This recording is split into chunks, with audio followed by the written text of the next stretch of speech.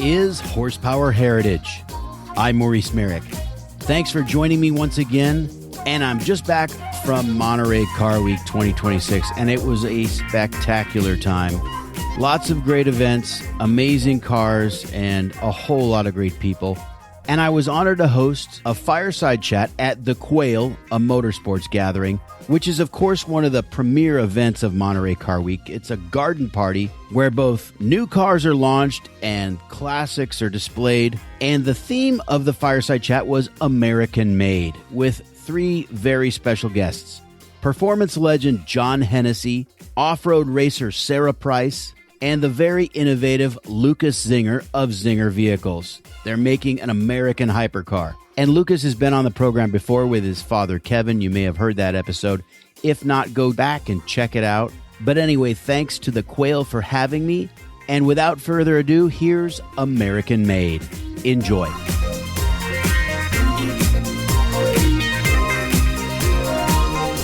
So, ladies and gentlemen, I am happy to tell you the first fireside chat of the day is going to start right now. So, allow me to introduce you to Maurice Merrick, creator and host of Horsepower Heritage Podcast, who's going to host it. Maurice.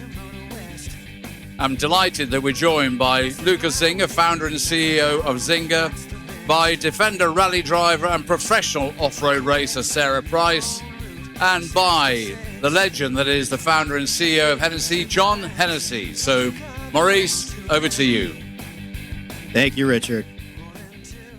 Well, good afternoon, everyone. The weather's really fantastic this year, isn't it? Well, this is all about American Made. And of course, we have three great Americans here on stage with me. And I think where we'd like to begin is, what does American Made mean to you? And maybe, John, you can kick it off.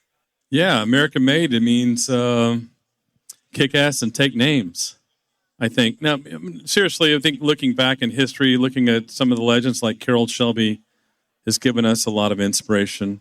And I wear the hat not in honor of Carroll, but just try not to get sunburned out here. But no, seriously, I think for us in building our cars, as I've gotten older, I feel like we have a bit of a duty to represent our country to the rest of the world. So we want to build excellence, show some of the great stuff that America has built in the last, 100 plus years in terms of whether it's aviation, space, automotive, and we just want to show how, we want to do our part to be part of the show off American exceptional products in the automotive space. Sara, what about you in what you do? How does American Made apply? Well, coming from off-road racing, I don't think it gets more American than that. Off-road is established in America. You have wild terrains, open areas, and when we're racing, we are pushing the limits. We're sending it. We're building these incredible machines that we get to just push to the limits. And I think America is the one place in the world where you can have the recreation, the freedom to really do something like that. And so to be able to be on a world stage now and represent that, there's a lot of off-road racers around the world that want to come to America just to experience that and the freedom we have. So just like he said, I think it's we have a duty. Lukas, I've spoken to you and your father, Kevin, at length about what you're doing at Czinger Vehicles. What is the American Made ethos at Czinger? Yeah, American Made to us is about the people and the spirit. And the spirit is a winning spirit. And that's unique to America.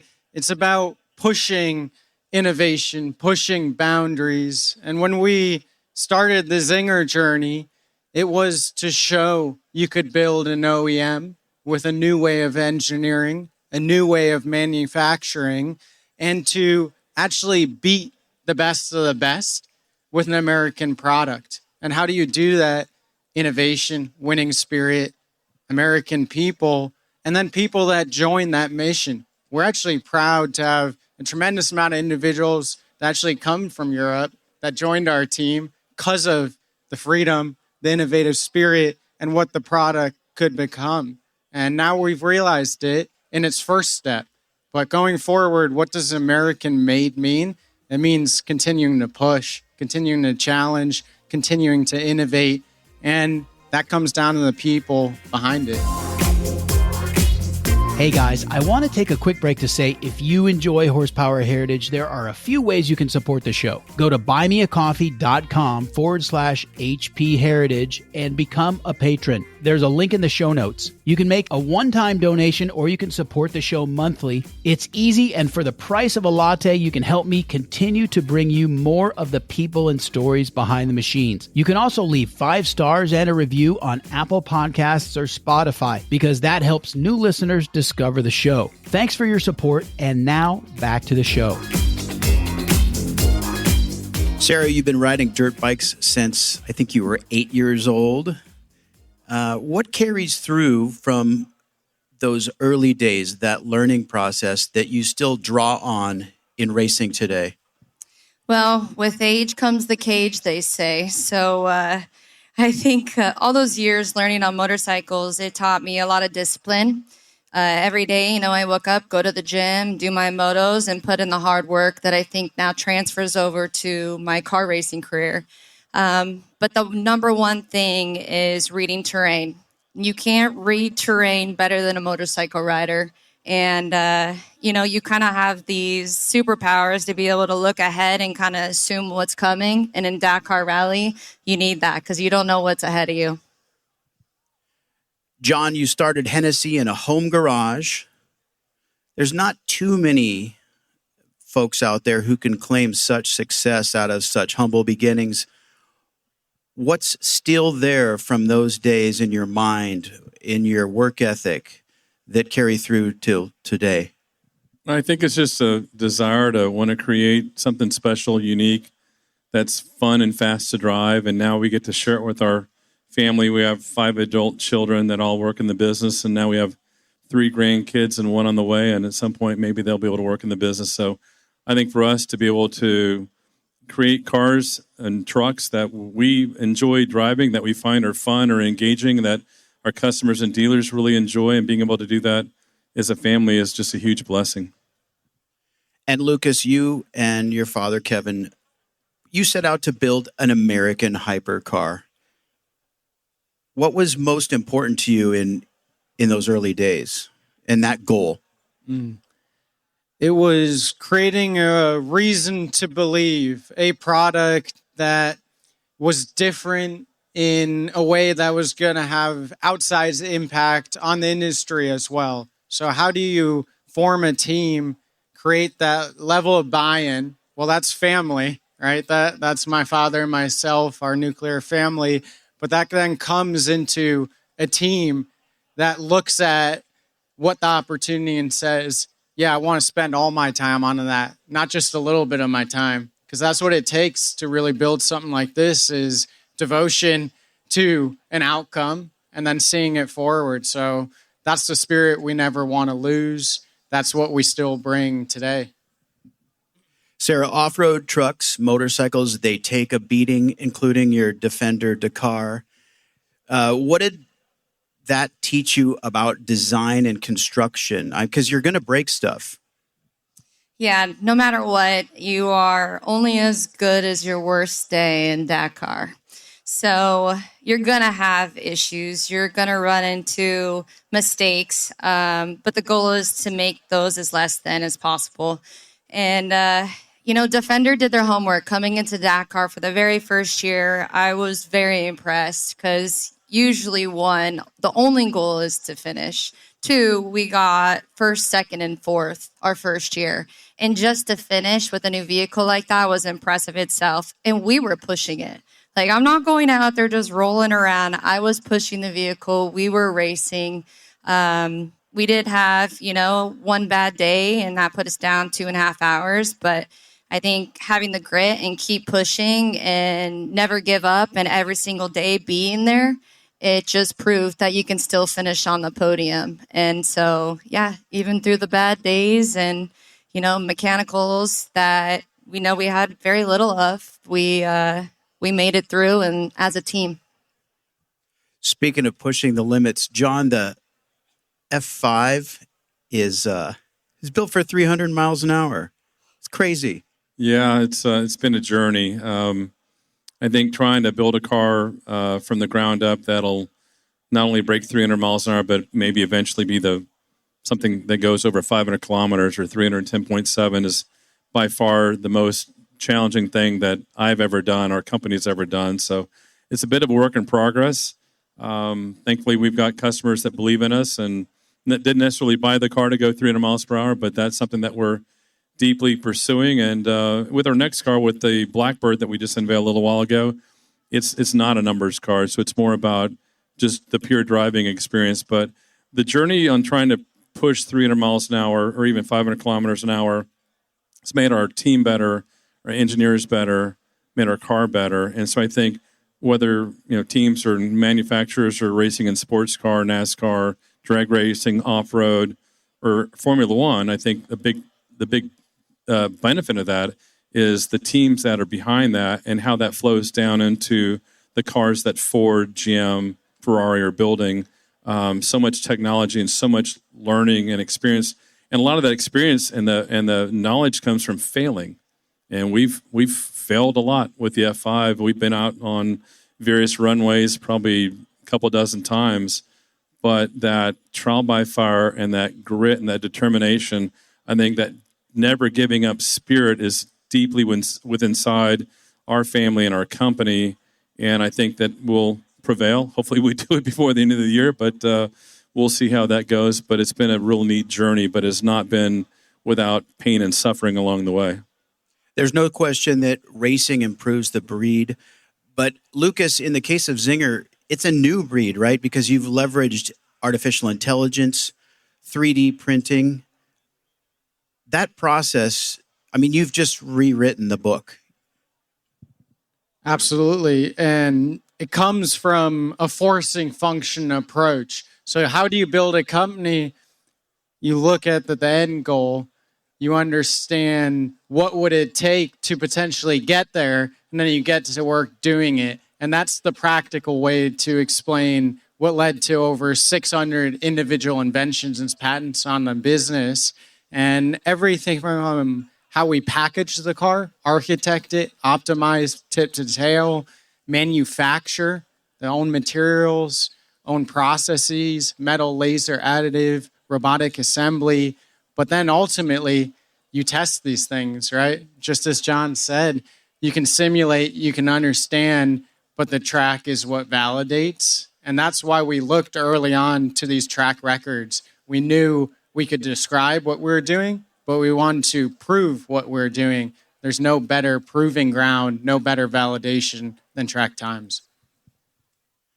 Sara, you've won multiple stages on the Dakar. In fact, you're the first American woman to do so, if I'm not mistaken. Looking back, how do you see those moments when you knew you'd gotten it in the bag? Well, I never really set out to win a stage. My ultimate goal is to win Dakar. My goal is very clear. But yeah, winning the stage for the first time was a big surprise for me, and it was a very big reward because I basically sacrificed everything to make the Dakar dream happen. So it's been a journey. This has been my third Dakar this January. My first one went to Fender, and my first podium at Dakar. But yeah, breaking barriers is something I love that happens along the way, but the goal is always to win. Absolutely. John, you've chased records at Pikes Peak and Bonneville. I know you're a speed freak, right? How does that change the way you build the cars? I think you've addressed that a little bit, but... Yeah, look, I think at our core, we like to push the boundaries. We like to win.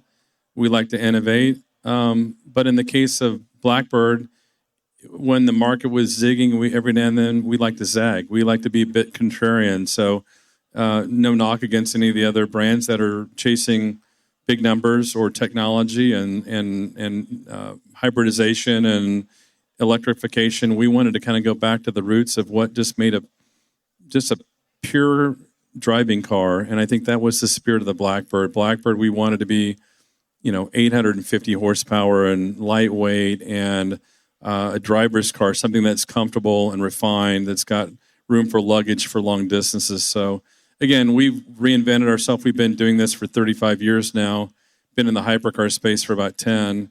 And I think that for us, we like to do things differently than what might also be existing in the market. So, but performance is still core to our DNA. So even though Blackbird doesn't have a 300 mile per hour performance target, still we want to deliver a really exciting, very engaging driving experience with the manual. Lukas, with the 21Z, I think you guys have set multiple lap records at multiple circuits. And you talked about how you can do all the planning and simulation, but at the end of the day, the rubber has to meet the road. So talk to us about what it was like at the track testing the car.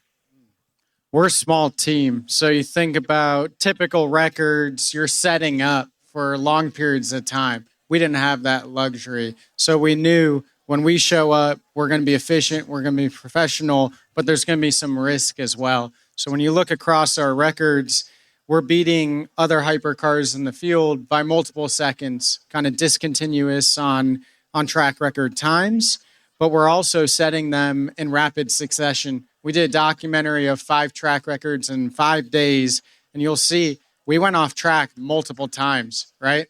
You have drivers, you have conditions, you have sims or things that simulation couldn't predict. And that's when the resilience of the team really comes forward. So the track has taught us resilience. It's taught us a lot about our car, and it's been a way to invite people into our story.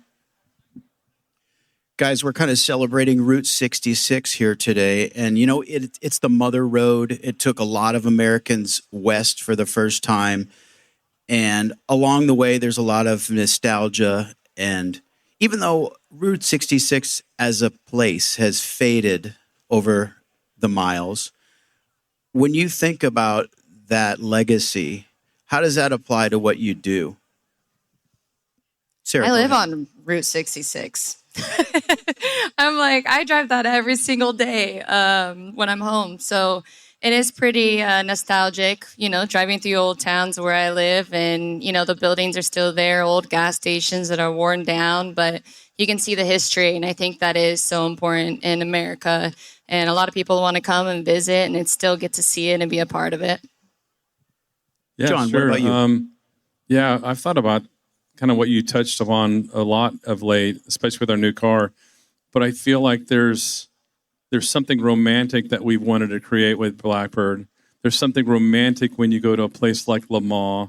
There's something romantic when you see some of the old, great, legendary cars here at Quail and throughout the car week.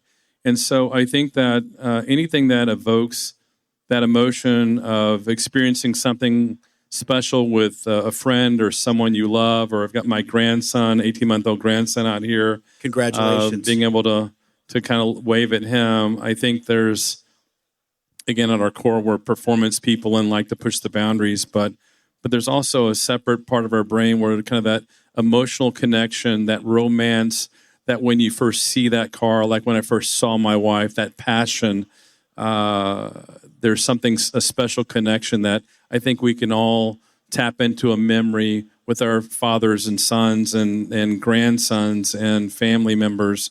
So I think that, again, kind of going back to not just passion, but almost kind of something romantic about automotive. So when I hear about Route 66, that's a pure piece of American history. We're back when, even post-war, but even after the war, people were traveling around America, where, a couple decades before, they're traveling around in covered wagons. So anyway, I think it's just a neat part of American history. Well, and that makes me think of Kevin Czinger's story, because Kevin's from Cleveland, and a fine industrial manufacturing town built a lot of this country. Cleveland did. And that's not the case anymore, unfortunately. But you guys are doing great new things in Torrance, California at Czinger. And the paradigm is completely shifted, right? Yeah, we like to believe we're doing our share. And, there's a family story here. Kevin's brothers were mechanics. They worked on cars that when you see them today, you feel that nostalgia. You feel what America is. it draws you in deeply. It obsesses a kid like me when I was growing up. And that's what drives us forward. If I tried to distill it, I think it's a feeling of deep respect and romance, right? It's something that pulls you in with all you have. And we want to pay that forward, and we want to make up what we've lost, right? We've lost some things here in this country. We're now pulling those back in, and we're proud to do so. And we believe deeply, you get what you put in, people get what they deserve, and that's how our team shows up. And we're drawn to America, we're drawn to freedom, and we're trying to advance it at the same time that we respect its history. Amen to that, Lucas. Folks, I want to thank everyone for being here today. Big applause for John Hennessey, Sara Price, and Lukas Czinger. That's all for this episode of Horsepower Heritage. Support the podcast. Go to buymeacoffee.com/HP Heritage and become a patron. Also, don't forget the YouTube channel and Instagram. And until next time, I'm Maurice Merrick. Thanks for listening.